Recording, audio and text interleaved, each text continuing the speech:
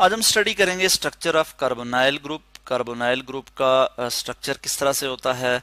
ठीक है, मैं यहाँ पे लिख लेता हूँ। कार्बोनाइल ग्रुप हमारे पास इस तरह से होता है कि कार्बन जो है वो ऑक्सीजन के साथ डबली बॉन्डेड होता है। ठीक हो गया। और बिल्कुल उसी तरह से बॉन्डेड होता है जिस तरह से अल्कीन में कार्बन कार्बन डबल बॉन्ड होता है। यानी अल्कीन में क्या होता है कि ये वाला जो बॉन्ड नीचे वाला ये वाला जो बॉन्ड है, एक एक बॉन्ड जो है वो सिग्मा बॉन्ड होता है। ठीक है, सिग्मा बॉन्ड। और एक बॉन्ड यानी ऊपर वाला ये जो वाला जो बॉन्ड है, ये कौन सा बॉन्ड होता है, ये होता है पाई बॉन्ड। ठीक हो गया।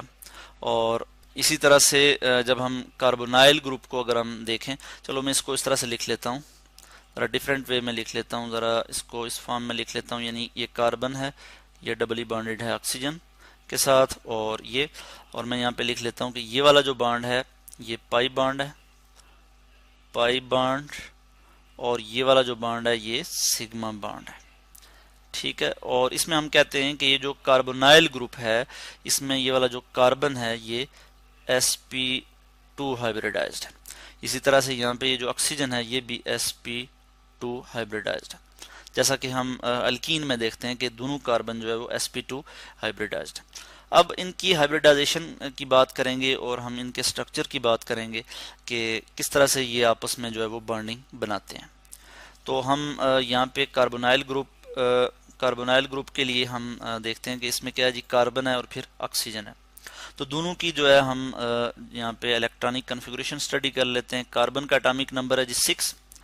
तो इसकी इलेक्ट्रॉनिक कन्फिगुरेशन हम लिख लेते हैं 1s2 2s2। इसको मैं इस तरह से लिख लेता हूँ 2px, यानी इलेक्ट्रॉन की अपोजिट स्पिन शो कर लेता हूँ। दो इलेक्ट्रॉन जो है वो अपोजिट स्पिन के साथ इस तरह से मौजूद हैं, 2px 2py 2pz।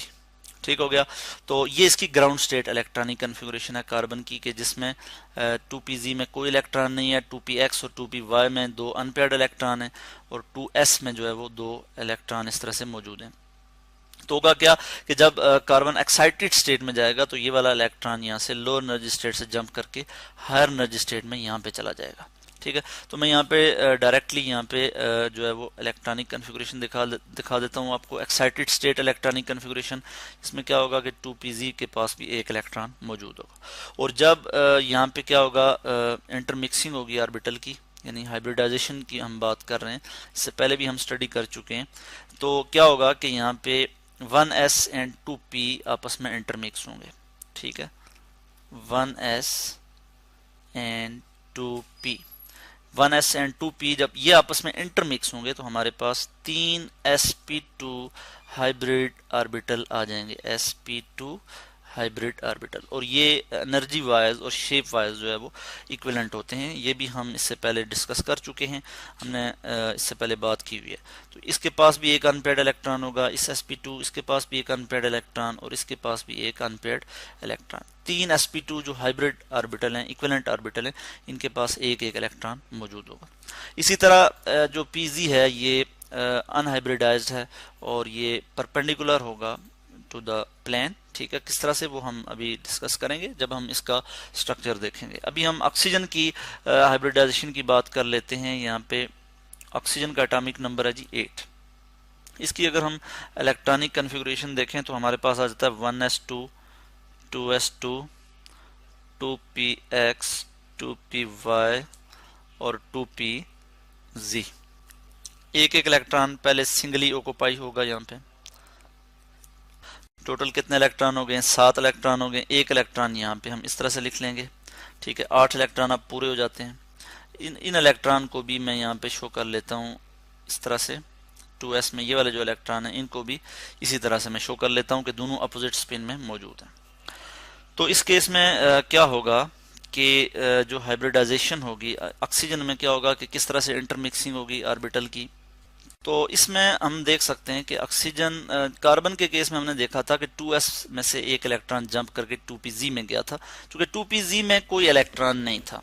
तो एक्साइटेड स्टेट में कार्बन में जो 2s में से एक इलेक्ट्रॉन था वो जंप करके 2pz में चला गया। इस केस में हम देखते हैं कि 2py में भी एक इलेक्ट्रॉन है और 2pz में भी जो है वो एक इलेक्ट्रॉन जो है वो मौजूद है।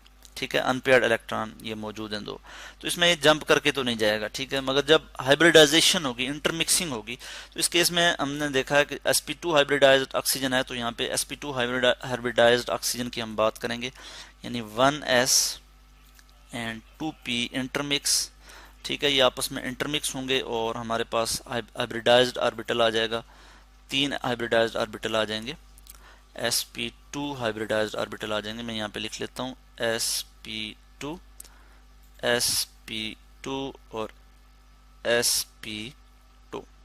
इसमें से एक जो sp2 हाइब्रिडाइज्ड ऑर्बिटल है उसमें एक ही इलेक्ट्रॉन मौजूद है, जैसे इसमें एक इलेक्ट्रॉन मौजूद होगा, इनमें जो है दो दो इलेक्ट्रॉन मौजूद हैं, ठीक है। इस तरह से अपोजिट स्पिन के साथ दो दो इलेक्ट्रॉन इस तरह से मौजूद हैं।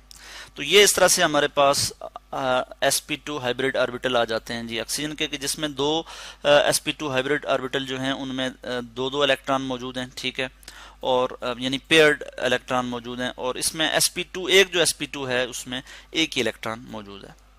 अब इसमें हम मज़ीद जो है वो देखेंगे, जब स्ट्रक्चर हम इसका डिस्कस करेंगे तो हमें समझ आएगी कि किस तरह से जो है वो ओवरलैपिंग होती है ऑर्बिटल की जब कार्बन ऑक्सीजन का बॉन्ड बनता है। तो हम यहाँ पे सबसे पहले ऑक्सीजन की बात कर लेते हैं, कि मैं आपको यहाँ पे इसकी हाइब्रिडाइजेशन जो है वो शो कर लेता हूँ, कि यहाँ पे मैं आपको दिखा देता हूँ ये डायग्राम।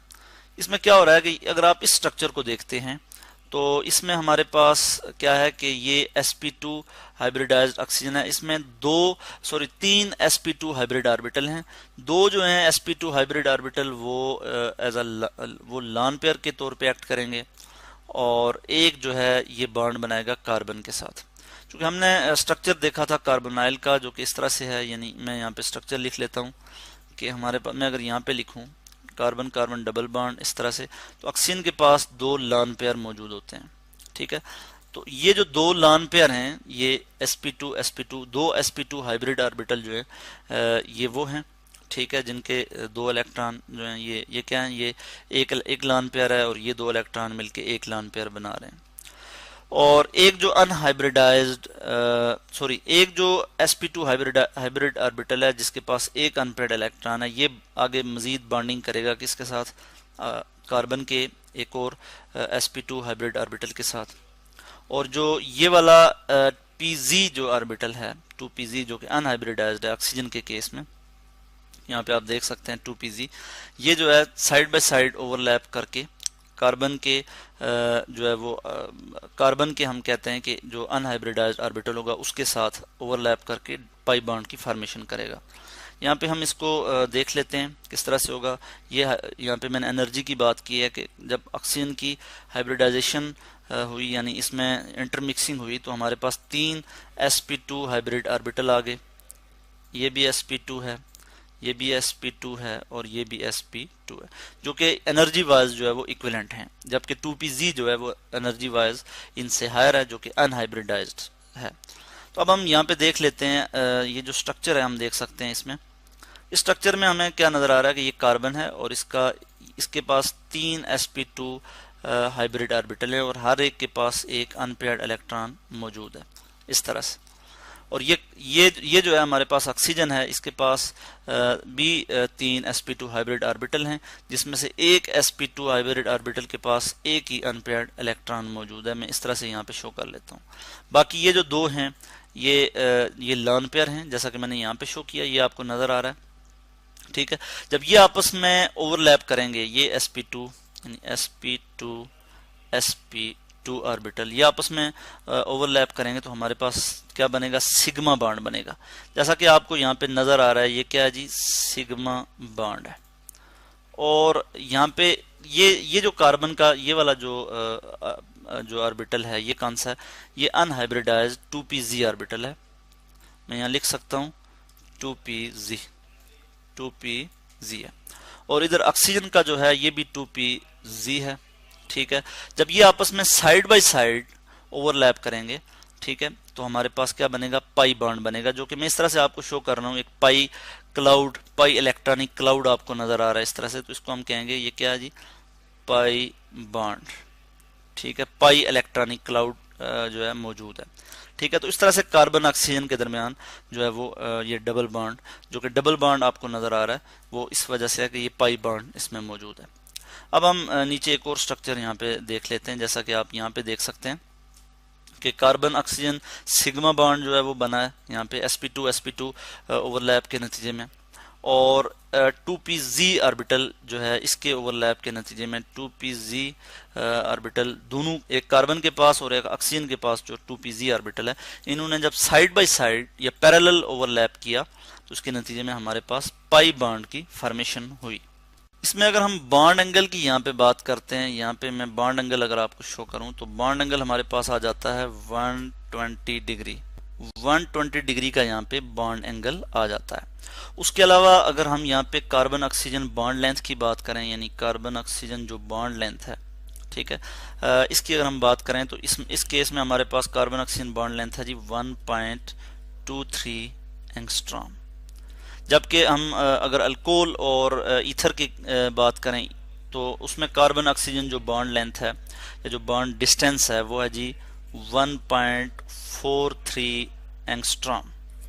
और इस तरह से हमने जो है वो स्ट्रक्चर देखा कार्बोनाइल ग्रुप का। यहाँ पे मैं ये भी लिख लेता हूँ कि यहाँ पे हमारे पास ये बॉन्ड सिग्मा बॉन्ड किस तरह से बना है, यानी sp2 ओवरलैप के नतीजे में ये बॉन्ड बना है, और पाई बॉन्ड जो है वो 2pz ऑर्बिटल जो कि परपेंडिकुलर है किसके जी, सिग्मा बॉन्ड के। ठीक है, इसके साइड बाय साइड ओवरलैप के नतीजे में पाई बॉन्ड की फॉर्मेशन हुई है। तो इस तरह से आज हमने स्टडी किया स्ट्रक्चर ऑफ कार्बोनाइल ग्रुप। ठीक है, इसमें हमने देखा कि जो कार्बन और ऑक्सीजन है दोनों sp2 हाइब्रिड हैं। ठीक है, दोनों sp2 हाइब्रिडाइज्ड हैं और इनकी हमने हाइब्रिडाइजेशन की बात की और हमने ऑर्बिटल स्ट्रक्चर की बात की।